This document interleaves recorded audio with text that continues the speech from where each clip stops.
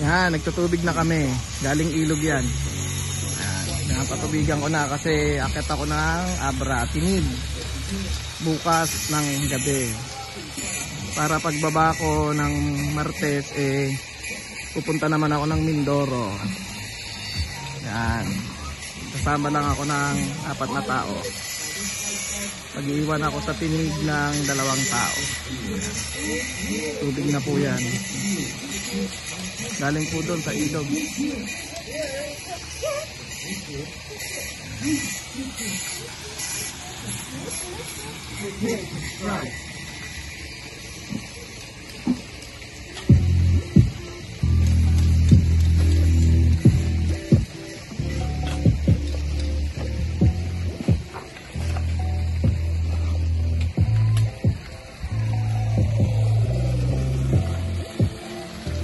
Medyo marumi po yung tubig ng ilog, hindi po siya ganun kalinis, kaya mamaya i-update natin yung cleaning yan.